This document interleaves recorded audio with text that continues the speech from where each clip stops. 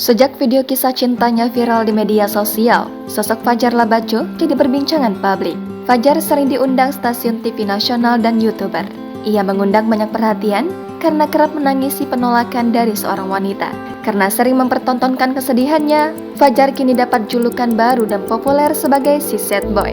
Kehidupan pribadi Fajar sad boy menjadi sorotan. Fajar sad boy dan keluarganya berasal dari orang sederhana. Pantauan tribungorontalo.com, kondisi rumah tempat tinggal keluarga Fajar sad boy terbilang sederhana. Rumahnya terletak di Jalan Raja Moduto, Desa Duano, Kecamatan Suwawa Tengah, Kabupaten Bone Bolango, Gorontalo. Keadaan rumah Fajar ternyata jauh dari kata mewah. Tribungorontalo.com berkunjung langsung melihat keadaan rumah Fajar sad boy pada Rabu 18 Januari kemarin. Sebagian pagar yang mengelilingi rumah bercat merah muda ini tampak lapuk. Sejumlah perabotan menghiasi dalam rumah Fajar sad boy.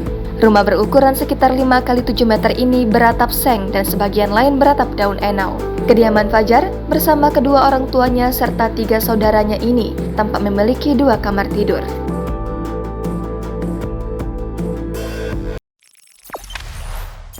Jangan lupa subscribe, share, komen, dan like ya!